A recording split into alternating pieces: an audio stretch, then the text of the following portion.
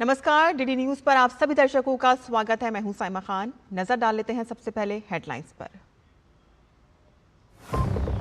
PM Modi ने देशवासियों से स्वदेशी अपनाने की अपील की। मन की बात में कहा कि छठ पर्व को यूनेस्को की सांस्कृतिक धरोहर में कराएंगे शामिल।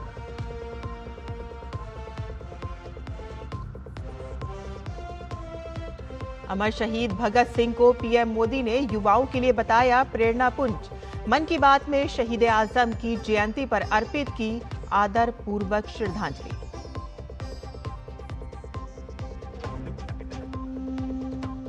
विदेश मंत्री डॉक्टर एस जयशंकर ने आतंकवाद से लड़ाई को बताया भारत की प्राथमिकता। यूएन महासभा में कहा कि हमारा एक पड़ोसी आतंकवाद का केंद्र, आतंकी ढांचों का खात्मा जरूरी।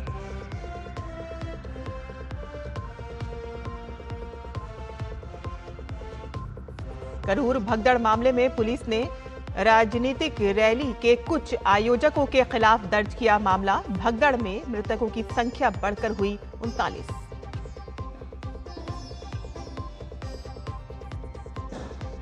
और दुबई में आज होगा भारत पाकिस्तान के बीच महामुकाबला। टूर्नामेंट में अजय रही टीम इंडिया के हौसले बुलंद। एशिया कप का खिताब जीतने की प्रबल दावेदार। समाचार विस्तार से। प्रधानमंत्री नरेंद्र मोदी ने आज मन की बात कार्यक्रम में देशवासियों के साथ अपने विचार साझा किए। प्रधानमंत्री नरेंद्र मोदी ने मन की बात कार्यक्रम में स्वतंत्रता सेनानियों को याद करते हुए उनके संघर्ष को युवाओं के लिए प्रेरणा बताया। पीएम ने कहा कि अमर शहीद भगत सिंह हर भारतवासी, विशेषकर देश के युवाओं के लिए एक प्रेरणा पुंज हैं।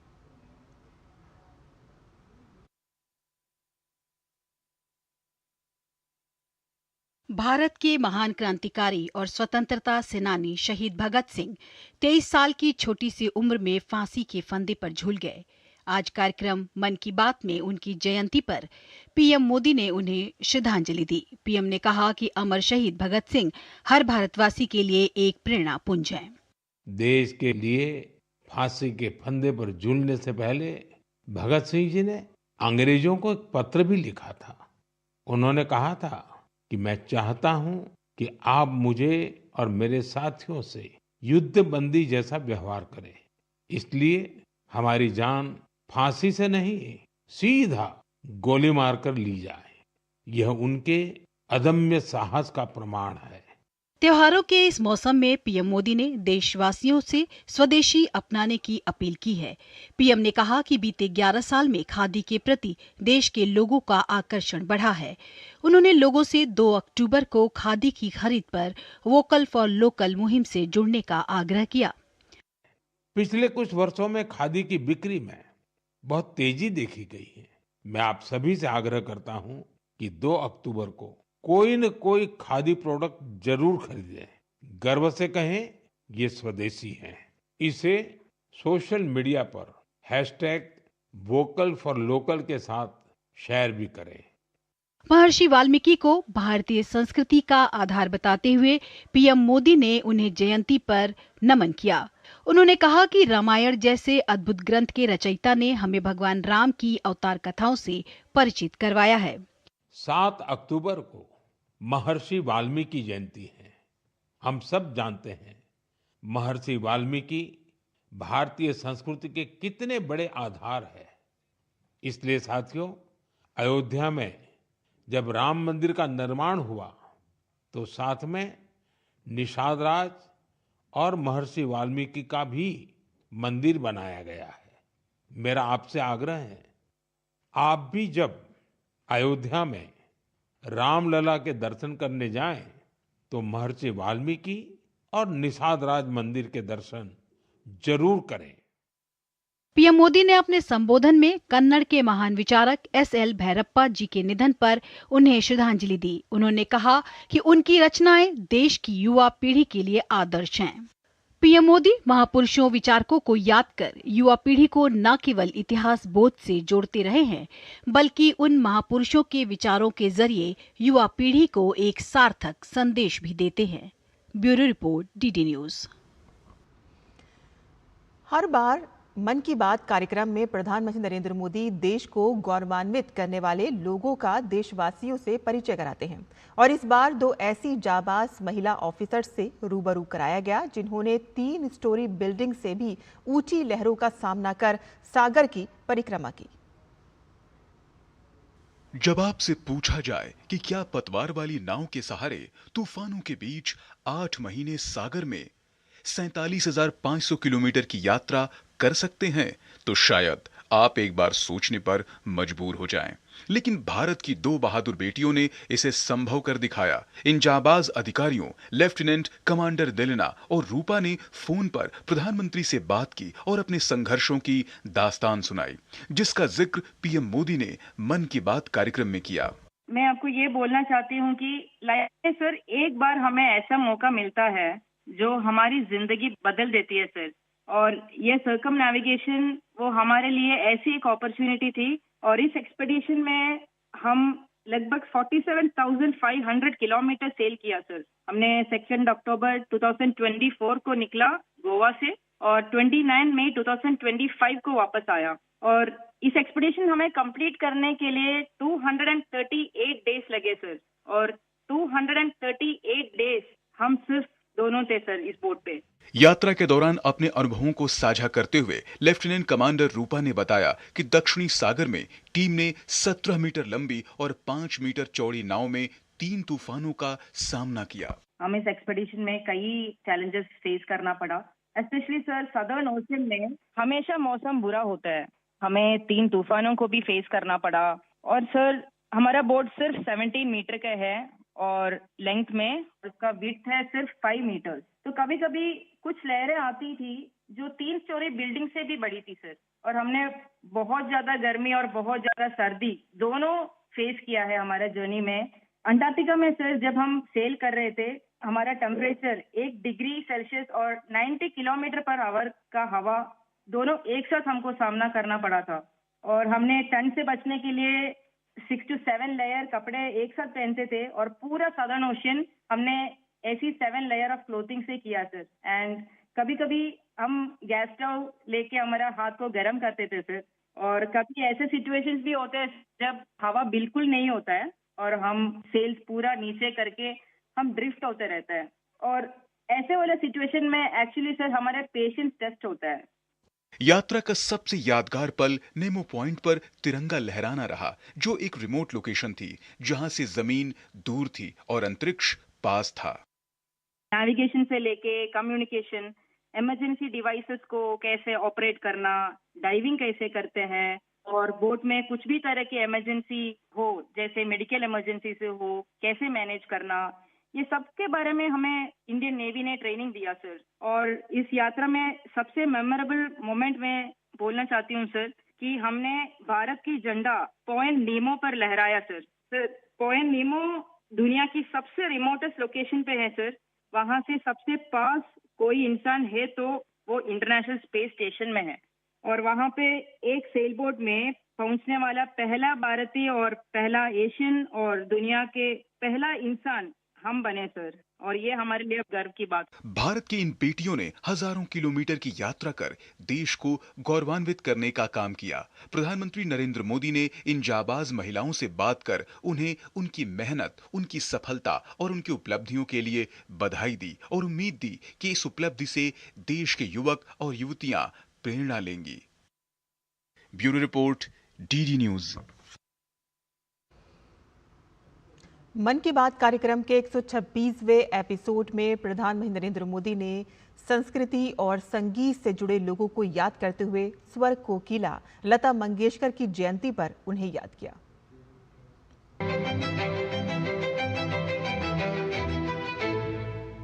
प्रख्यात पार्श्व गायिका स्वर कोकिला भारत रत्न लता मंगेशकर जी की जयंती के मौके पर प्रधानमंत्री नरेंद्र मोदी ने मन की बात कार्यक्रम में उन्हें याद किया। उनके साथ अपने स्नेह के बंधन को याद करते हुए पीएम मोदी ने उन्हें श्रद्धांजलि अर्पित की। मैं लता दीदी के लिए हृदय से अपनी श्रद्धांजलि प्रकट करता हूं। साथियों, लता दीदी जिन महाविभूतियों से प्रेरित थी उनमें वीर सावरकर भी एक है, जिन्हें वो तात्या कहती थी। उन्होंने वीर सावरकर जी के कई गीतों को भी अपने सुरों में पिरोया। लता दीदी से मेरा स्नेह का जो बंधन था वो हमेशा कायम रहा। वो मुझे बिना भूले हर साल राखी भेजा करती थी। पीएम मोदी ने भूपेन हजारिका जी का जिक्र करते हुए कहा कि उनके गीतों से दुनिया भर के अलग अलग देश आपस में जुड़ते हैं। दरअसल श्रीलंका में भूपेन दाजी के प्रतिष्ठित गीत मनुहे मनुहार बाबे इसका श्रीलंकाई कलाकारों ने सिंहली और तमिल में अनुवाद किया है। कुछ दिनों पहले पीएम मोदी असम में उनके जन्म शताब्दी समारोह में शामिल हुए थे। दयालु सितकिन सितना मिनिहा कौरुंदो मसबंदे मिनिहा मिनिहा गन सुंदिने। प्रधानमंत्री नरेंद्र मोदी ने हाल ही में गायक जुबिन गर्ग के असामयिक निधन पर शोक जताया। असम की संस्कृति से उनका बहुत गहरा लगाव था। जुबिन गर्ग हमारी यादों में हमेशा बने रहेंगे और उनका संगीत आने वाली पीढ़ियों को मंत्र मुग्ध करता रहेगा। जुबिन गार्ग आसिल अहोमोर हमोस कृतिर उज्ज्वल रत्नो जनोतार हृदयोत तेयो हृदय जियाय थाकीबो। कला, साहित्य और संस्कृति की सबसे खास बात यह है कि इसके दायरे सीमित नहीं होते हैं।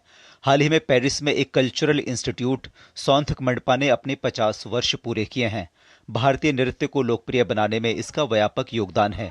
इसकी स्थापना मिलेना साल्विनी ने की थी, जिन्हें कुछ वर्ष पहले पद्मश्री से भी सम्मानित किया गया था। पीएम मोदी ने सौंथक मंडपा से जुड़े सभी लोगों को बधाई दी। Bureau report, DD news.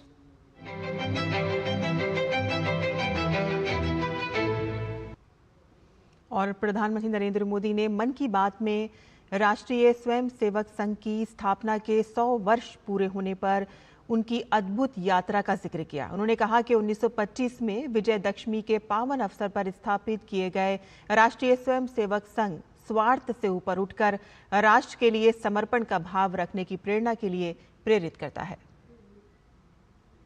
त्याग और सेवा की भावना और अनुशासन की सीख, यही संघ की सच्ची ताकत है। आज आरएसएस 100 वर्ष से बिना थके, बिना रुके राष्ट्र सेवा के कार्य में लगा हुआ है। इसलिए हम देखते हैं देश में कहीं भी प्राकृतिक आपदाएं, आरएसएस के स्वयंसेवक सबसे पहले वहां पहुंच जाते हैं। लाखों लाख स्वयंसेवकों के जीवन के हर कर्म, हर प्रयास में राष्ट्र प्रथम, नेशन फर्स्ट की यह भावना हमेशा सर्वोपरि रहती है। मैं राष्ट्र सेवा के महायज्ञ में स्वयं को समर्पित कर रहे प्रत्येक स्वयंसेवक को अपनी शुभकामनाएं अर्पित करता हूं। और प्रधानमंत्री ने मन की बात कार्यक्रम में झारखंड के आशीष सत्यव्रत साहू का जिक्र किया, जिन्होंने स्थानीय उत्पादों को ग्लोबल पहचान दिलाई है। जोहर ग्राम के जरिए उन्होंने आदिवासी बुनाई कला और परिधानों को राष्ट्रीय तथा अंतर्राष्ट्रीय फलक तक पहुंचाया है। मन की बात में प्रधानमंत्री द्वारा कार्यों को सराहे जाने पर आशीष बेहद खुश हैं। उन्होंने कहा है कि मन की बात में प्रधानमंत्री द्वारा नाम लिया जाना सौभाग्य की बात है, जिससे उनका हौसला बढ़ा है। प्रधानमंत्री नरेंद्र मोदी ने मन की बात में झारखंड के आशीष सत्यव्रत साहू का जिक्र किया है, जो जोहार ग्राम के जरिए स्वदेशी का जो प्रधानमंत्री नरेंद्र मोदी का अभियान है उसको बहुत आगे लेकर जा रहे हैं। किस तरीके से जोहार ग्राम उनकी परिकल्पना है। सबसे पहले तो मैं माननीय प्रधानमंत्री जी को धन्यवाद करूंगा कि झारखंड के रांची में बैठे हुए एक निफ्ट ग्रेजुएट फैशन डिज़ाइनर को उन्होंने अपने मन की बात में जिक्र किया, जो कि मुझे लगता है किसी भी इंडिया के डिज़ाइनर का ये ड्रीम है। मतलब ये किसी बहुत बड़े रिवॉर्ड से कम बिल्कुल भी नहीं है, क्योंकि जब मैं निफ्ट में पढ़ रहा था गांधीनगर में, तब मोदी जी वहाँ के मुख्यमंत्री थे। हमारे इनफैक्ट लाइब्रेरी का इनॉग्रेशन भी और कॉलेज का शिलान्यास भी उनके द्वारा हुआ है।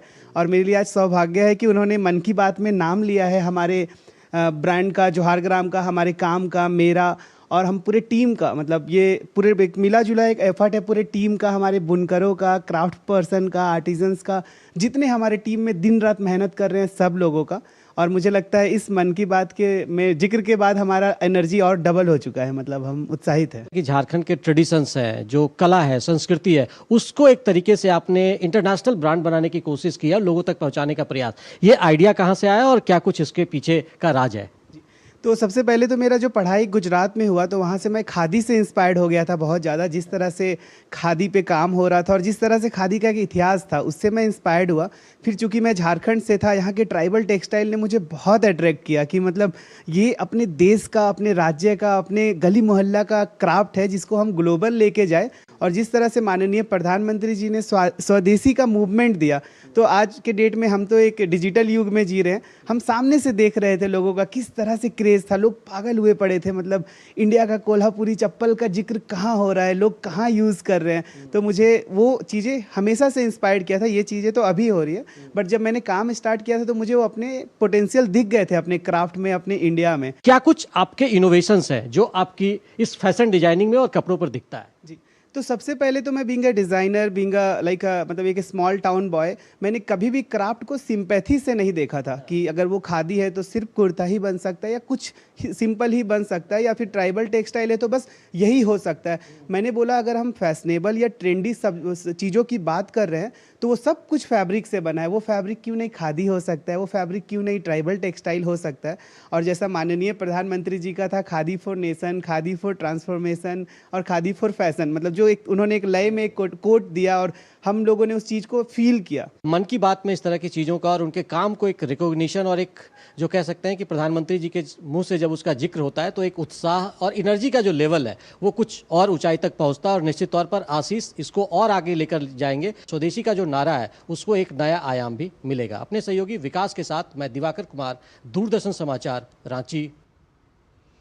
और यहाँ बुलेटिन में हम रुकते हैं एक छोटे से ब्रेक के लिए। हम जल्द हाजिर होंगे, आप देखते रहिए डीडी न्यूज। भारत सरकार ने सभी देशवासियों के हित में टर्म लाइफ इंश्योरेंस से जीएसटी पूरी तरह से हटाकर जीरो कर दिया है। इससे टर्म लाइफ इंश्योरेंस काफी सस्ता हो गया है। पॉलिसी बाजार पर अब 1 करोड़ का टर्म लाइफ इंश्योरेंस सिर्फ 400 रुपए महीने से शुरू। जब धरती चीर कर निकलता है लोहे का पत्थर और मिलता है मोंगिया के जोश से, फिर तपता है, पिघलता है और बनता है फौलाद। अब होता है सरिया सारी खूबियों के साथ। मोंगिया स्टील, मजबूत देश का मजबूत सरिया। और ब्रेक के बाद आपका फिर से स्वागत है। और अब बात करते हैं डीडी न्यूज़ की खास सीरीज जन जन के प्रधानमंत्री की, जिसमें डीडी न्यूज़ ने प्रधानमंत्री नरेंद्र मोदी के सशक्त और दूरदर्शी नेतृत्व में पिछले 11 सालों से चलाए जा रहे विभिन्न जन कल्याणकारी और लोकप्रिय योजनाओं का गहन विश्लेषण किया और उन योजनाओं का लेखा जोखा आपके सामने लेकर आया है। और इसी कड़ी में आज बात समाज के हाशिए पर बैठे हुनरमंद और कमजोर लोगों को सम्मान देने की, जो 2014 से पहले कोई सोच नहीं सकता था। लेकिन पीएम मोदी के नेतृत्व में ये संभव हुआ है और कभी खास वर्ग में सिमटा पद्म पुरस्कार आज पीपल पद्मा बन गया है, जिसमें समाज के हर तबके, हर वर्ग के लोग बिना किसी भेदभाव के सम्मानित हो रहे हैं।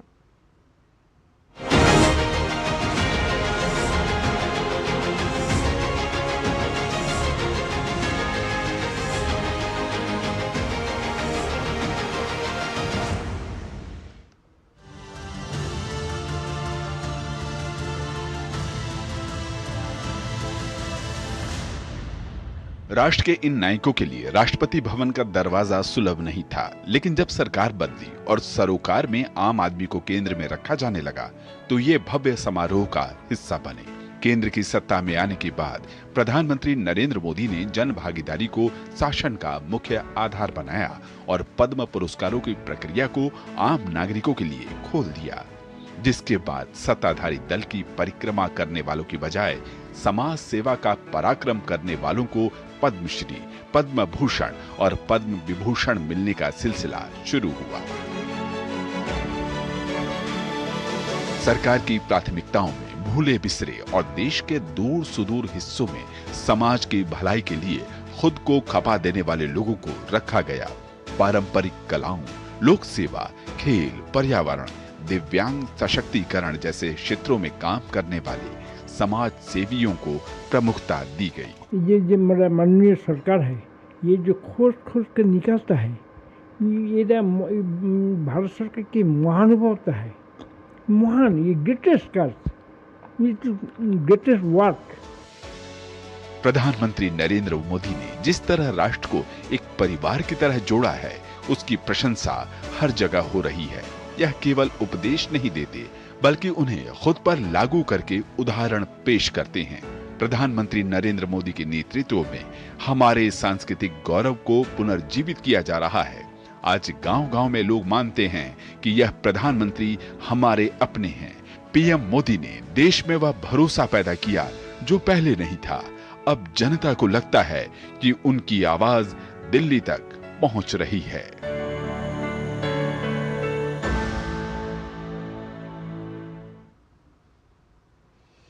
आगे बढ़ते हैं, जहां पिछले कुछ सालों में भारत में पर्यटन का विकास उल्लेखनीय रहा है और जिसने देश की अर्थव्यवस्था और उसकी वैश्विक छवि में महत्वपूर्ण योगदान दिया है। विरासत स्थलों से लेकर आधुनिक बुनियादी ढांचे तक भारत के विविध आकर्षण हर साल लाखों पर्यटकों को आकर्षित करते हैं। जून 2025 तक भारत में आगमन करने वाले पर्यटकों की संख्या 16.5 लाख थी, जबकि भारत से बाहर यात्रा करने वाले यात्रियों की संख्या 84.4 लाख थी और इससे भारत को 51,532 करोड़ रुपए की विदेशी मुद्रा प्राप्त हुई। और इसके अतिरिक्त राष्ट्रीय खाता सांख्यिकी 2025 के अनुमान के अनुसार पर्यटन क्षेत्र ने 2023-24 में भारत की सकल घरेलू उत्पाद जीडीपी में 15.73 लाख करोड़ रुपए का योगदान दिया, जो कुल अर्थव्यवस्था का 5.22% है। और साथ ही पीरियडिक लेबर फोर्स सर्वे के अनुसार इस क्षेत्र में 3.69 करोड़ प्रत्यक्ष और 4.77 करोड़ अप्रत्यक्ष रोजगार सृजित हुए, जो कुल रोजगार का 13.34% है। भारत में अगस्त 2025 तक लगभग 56 लाख विदेशी पर्यटकों का आगमन FTA दर्ज किया गया। भारत में अगस्त 2025 तक 303.59 करोड़ घरेलू पर्यटक आए। वर्ष 2025 अप्रैल तक के दौरान भारत में चिकित्सा के लिए आने वाले विदेशी पर्यटकों FTA की कुल संख्या 1,31,856 है, जो इस अवधि के दौरान कुल FTA का लगभग 4.1% है। पर्यटन मंत्रालय ने 2014-15 में देश भर में थीम आधारित पर्यटन सर्किट विकसित करने के लिए स्वदेश दर्शन योजना शुरू की थी। पर्यटन को बढ़ावा देने के लिए केंद्र सरकार ने चिन्हित विषयों के अंतर्गत 5,290.30 करोड़ रुपए की 76 परियोजनाओं को मंजूरी दी गई और जिनमें से 75 परियोजनाएं भौतिक रूप से पूरी हो चुकी हैं। प्रधानमंत्री नरेंद्र मोदी ने करूर के राजनीतिक रैली में हुई दुर्भाग्यपूर्ण घटना पर दुख जताया है और साथ ही दुर्घटना में मारे गए प्रत्येक व्यक्ति के परिजनों और घायलों के लिए अनुग्रह राशि की घोषणा की है। प्रधानमंत्री कार्यालय ने सोशल मीडिया प्लेटफॉर्म एक्स पर लिखा कि प्रधानमंत्री ने तमिलनाडु के करूर में एक राजनीतिक रैली में हुई दुर्भाग्यपूर्ण घटना में मारे गए प्रत्येक व्यक्ति के परिजनों को प्रधानमंत्री राष्ट्रीय राहत कोष से 2-2 लाख रुपए की अनुग्रह राशि देने की घोषणा की है और घायलों को 50,000 रुपए दिए जाएंगे।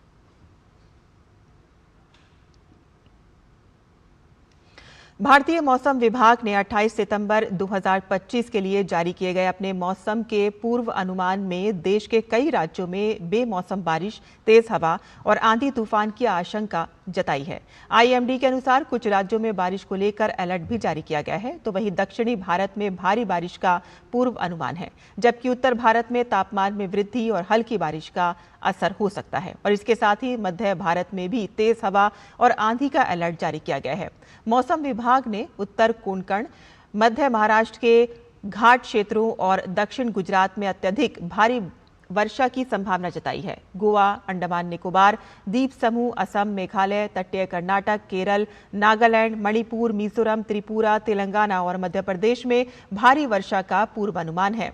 तटीय क्षेत्रों में भी बारिश के साथ तेज हवाएं चलने की संभावना है। मौसम विभाग ने लोगों से तटीय क्षेत्र से दूर रहने की चेतावनी भी जारी की है। और मुंबई के कई इलाकों में आज भारी बारिश हुई है। मौसम विभाग ने आज भी विदर्भ सहित महाराष्ट्र के कई इलाकों में भारी बारिश का ऑरेंज अलर्ट जारी किया है।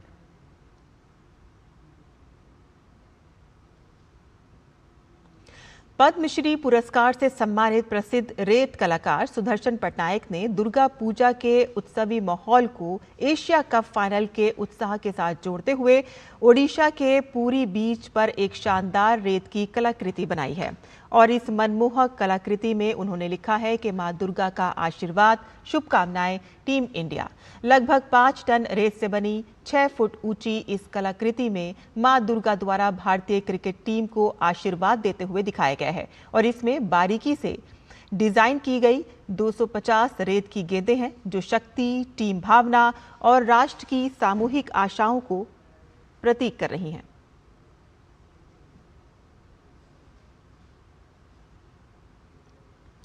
विश्व तीरंदाजी पैरा चैंपियनशिप में भारतीय पैरा तीरंदाज शीतल देवी ने 18 साल की उम्र में रचा इतिहास। बिना हाथों के तीर चलाने वाली शीतल ने महिलाओं की कंपाउंड व्यक्तिगत स्पर्धा में तुर्की की दुनिया की नंबर 1 पैरा तीरंदाज ओजनूर क्यूर गिरडे को 146-143 से हराकर स्वर्ण पदक जीता है।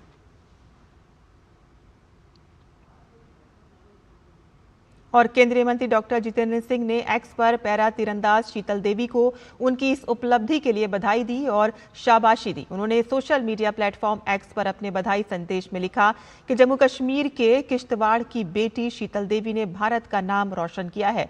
पैरा वर्ल्ड आर्चरी चैंपियनशिप में ऐतिहासिक गोल्ड मेडल जीतकर वह वर्ल्ड चैंपियन बन गई हैं। शीतल, ऐसे ही आगे बढ़ते रहो।